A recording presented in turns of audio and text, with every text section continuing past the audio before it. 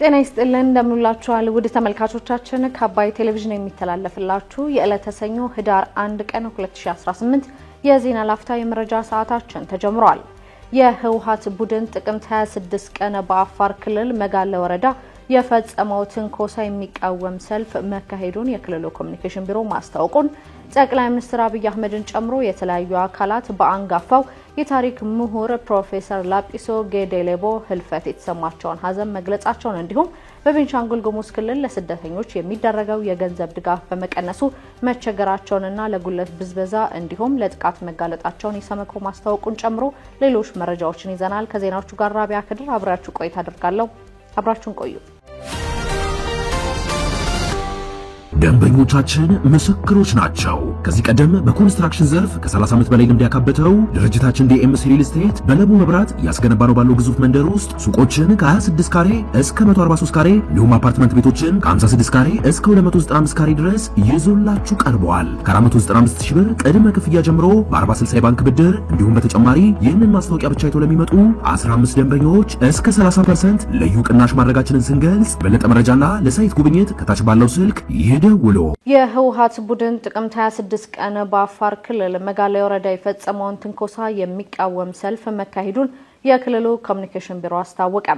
ዛሬ ከማለዳ ጀምሮ የአፋር ክልል ሰሜናዊ ዞን የመጋለ ወረዳ ነዋሪዎች የሰሞኑን የህወሓት ቡድንን ትንኮሳ በመቃወም ሰላማዊ ሰልፍ አካሂደዋል። የአፋር ክልላዊ መንግስት ኮሙኒኬሽን ቢሮ በዛሬው ዕለት በማህበራዊ ትስስር ገጹ እንዳሰፈረው የወረዳው ህዝብ ትንኮሳውን አውግዟል። ባለፈው ሳምንት ጥቅምት 26 ቀን 2018 የአፋር ኮሙኒኬሽን ቢሮ ባወጣው መግለጫ የህወሓት ቡድን በአፋር ክልል ወሰን ውስጥ በመግባት 6 መንደሮችን በጉልበት በመቆጣጠር ንጹሃንን በሞርታርና ብዙ 23 በመደብደብ የተለመደ የሽብር ተግባሩን በግልጽ ጀምሯል ሲል ማስታወቁም ይታወሳል።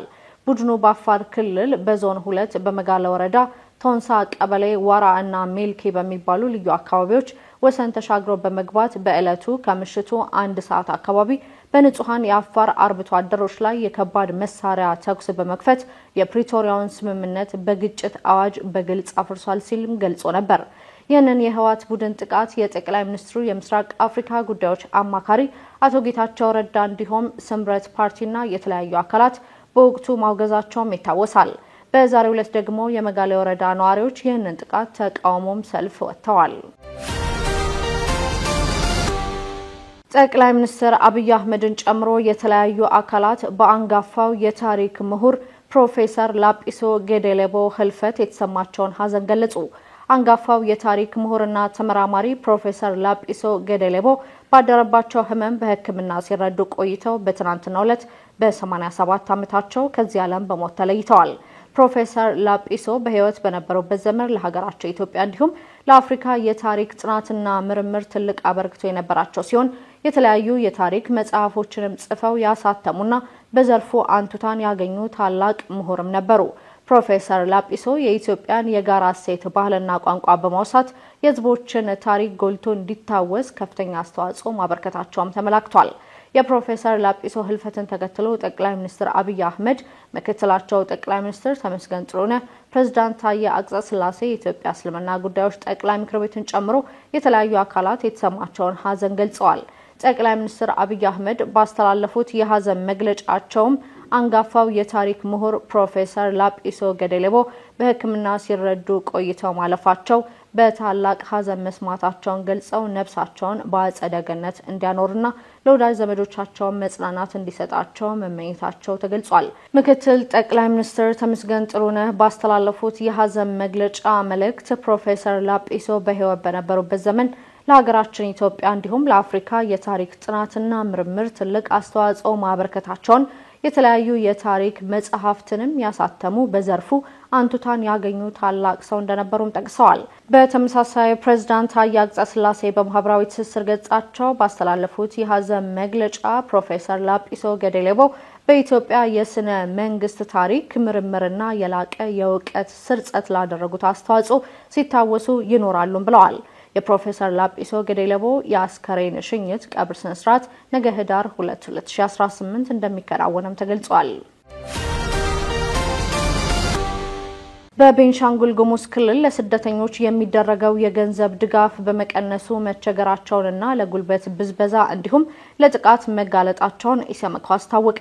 የኢትዮጵያ ሰብአዊ መብቶች ኮሚሽን ኢሰመኮ ከነሐሴ 26 እስከ ጳጉሜ 4 ቀን 2017 በቤንሻንጉል ጉሙዝ ክልል በሚገኙ 3 የስደተኞች መጠለያ ጣቢያዎች የስደተኛ ሰብአዊ መብቶች አያያዝ ዙሪያ ውይይት ማካሄዱን አስታውቋል። እንዲሁም ጥቅምት 17 እና 18 ቀን 2018 በክልሉ ጉምሩክ የስደተኞች መቀበያ ማዕከልና ኡራ የስደተኞች ሳይት ባከናወናቸው የስደተኞች ምዝገባና ሰነድ ላይ ያተኮረ የምክር ሀሳብ አፈጻጸም ክትትሎች በላያቸው ግኝቶች ላይ ጥቅምት 21 ቀን 2018 በአሶሳ ከተማ ከባለድርሻ አካላት ጋር ውይይት አካሂዷል። በውይይቱ ኢሰመኮ በኡራ የስደተኞች ሳይት፣ ሸርቆሌ፣ ባምባሲና ጾሬ የስደተኞች መጠለያ ጣቢያዎች አከናወንኳቸው ባለው ክትትል የለያቸውን አሳሳቢ የሰብአዊ መብቶች ግኝቶችና ምክር ሀሳቦች ለተሳታፊዎች አቅርበዋል። በጾሬና ኡራ ሳይቶች ለስደተኞችና ጥገኝነት ጠያቂዎች የዲጂታል መታወቂያ ካርድ መስጠት መጀመሩን እንዲሁም የክልሉ መንግስት በኡራ ሳይት ለሚገኙ ስደተኞችና ለስደተኞች ተቀባይ የማህበረሰብ ክፍሎች ለግብርና ስራ የሚሆኑ 300 ሄክታር መሬት መስጠት የሚበረታታ ተግባር መሆኑን ኢሰመኮ አድንቋል።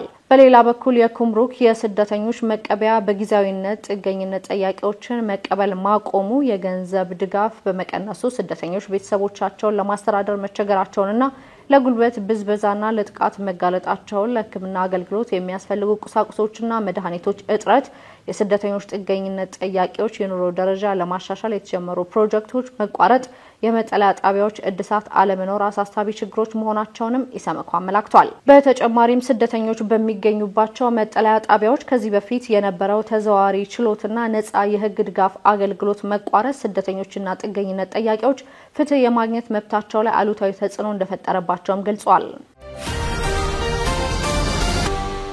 የዓለም ምግብ ፕሮግራም በኢትዮጵያ በቀጣይ 5 ዓመታት ለሚያከናውናቸው የሰብአዊ እርዳታ ስራዎች ግማሽ ትሪሊየን ብር እንደሚያስፈልገው ጠቆመ።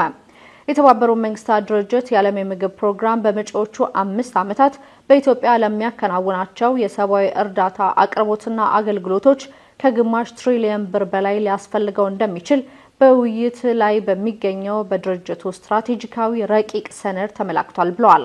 ይህ ረቂቅ ሰነድ የዓለም የምግብ ፕሮግራም የስራ አመራር ቦርድ በመጪው ሳምንት በሚያደርገው መደበኛ ስብሰባ ውይይት እንደሚካሄድበት ሪፖርተር ጋዜጣ ሰነዱን ተመልክቻለሁ ሲልም ዘግቧል። ለ5 ዓመታት ስትራቴጂካዊ ቅድ ያስፈልጋል ተብሎ የታሰበው 3.3 ቢሊዮን ዶላር ወይም 505.5 ቢሊዮን ብር አካባቢ ነው። ኢትዮጵያ እንደ አውሮፓውያን አቆጣጠር ከ2018 ጀምሮ ተደጋጋሚ ሰው ሰራሽና ተፈጥሯዊ ቀውሶች ማለትም ድርቅ፣ ጎርፍ፣ የበረሃ አንበጣ፣ ግጭት፣ የኮሮና ቫይረስን ጨምሮ የተለያዩ ፈተናዎች እያንዳንዱ ቤተሰብ ለከፍተኛ ችግር መዳረጋቸውን ሰነዱ ያስረዳል። በዚህም ምክንያት የኢኮኖሚ እድገት እንዲቀዛቀዝ፣ የበረታ ድህነት እንዲስፋፋና የመንግስት አገልግሎት በተገቢው መንገድ እንዳይደረስ ማድረጋቸውም ተብራርቷል። በኢትዮጵያ ከ80 እስከ 85 በመቶ የሚሆነው ህዝብ በዝናብ ላይ የተመሰረተ ግብርና ላይ ህይወቱን እየመራ መሆኑን የገለጸው ሰነዱ የማህበራዊ ድጋፍ አቅርቦት አገልግሎት ለኢትዮጵያ አገራዊ እድገት ዋነኛ መገለጫም ነው ብለዋል።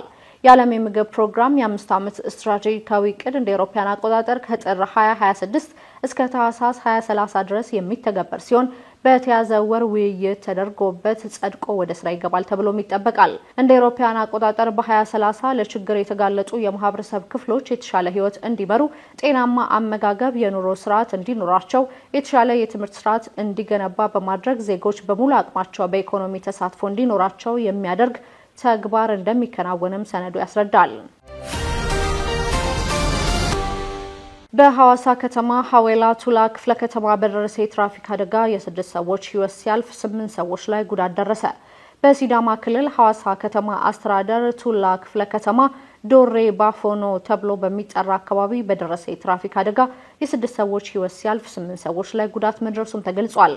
አደጋው የተከሰተው በፍጥነት ሲጓዝ የነበረ ሲኖትራክ መንገድ ስቶ በአምልኮ ስርዓት ላይ በነበሩ ሰዎች ላይ በመውደቁ እንደሆነም ተጠቁሟል። የሐዋሳ ከተማ አስተዳደር ፖሊስ መምሪያ አዛዥ ረዳት ኮሚሽነር ግርማ ማቴዎስ ሲኖትራኩ ከሐዋሳ ከተማ ወደ ዶሬ ባፎኖ በመጓዝ ላይ ያለ ከቀኑ 10 ሰዓት ገደማ ቱላ ክፍለ ከተማ ፊንጫ ቀበሌ በተለምዶ ቤተ መንግስት ተብሎ በሚጠራ አካባቢ ሲደርስ መንገድ ስቶ በመውጣት በአምልኮ ላይ በነበሩ ሰዎች ላይ ወድቆ አደጋ አድርሷል ብለዋል። በአደጋው የ6 ሰዎች ህይወት ወዲያውኑ ሳልፍ በ3 ሰዎች ላይ ከባድ በ5 ሰዎች ላይ ቀላል መጠነኛ ጉዳት መድረሱንም ቴኬቫ ዘግቧል። ጉዳት የደረሰባቸው 8 ሰዎች ወደ ሐዋሳ ዩኒቨርሲቲ ኮምፕሬሄንሲቭ ስፔሻሊስት ሆስፒታል ተወስደው ሕክምና እየተደረገላቸው መሆኑን ረዳት ኮሚሽነር ግርማ ማቴዎስ አክለው ተናግረዋል። በሱዳንና በደቡብ ሱዳን ያለው ግጭት በነዳጅ ዘይት የበለጸገችውን የአብዬ ግዛት ጣፋንታ ለመወሰን አዳጋች እንዳደረገው የመንግስታቱ ድርጅት አስታወቀ። በሱዳንና በደቡብ ሱዳን መካከል በነዳጅ ዘይት በበለጸገችው በአብዬ ግዛትና በድንበር ጉዳዮች ላይ የነበረው የፖለቲካ ሂደት እንደ አውሮፓውያን አቆጣጠር ሚያዝያ 2023 የሱዳን የእርስ በርስ ግጭት ከተቀሰቀሰበት ጊዜ ጀምሮ በነበረበት እንዲቆም አድርጎታል። ነገር ግን ከዚያ በኋላ በግንቦት ወር ሁለቱም ወገኖች ከተባበሩት መንግስታት ጊዜያዊ የጸጥታ ኃይል ለአብዬ ስትራቴጂካዊ ግምገማ ቡድንና ከተባበሩት መንግስታት የአፍሪካ ህብረት ድጋፍ በአብዬ ላይ ግንኙነታቸውን ለመቀጠል ፍላጎት እንዳላቸው አስታውቀው የነበረ ቢሆንም ሳይሳካ ቀርቷል።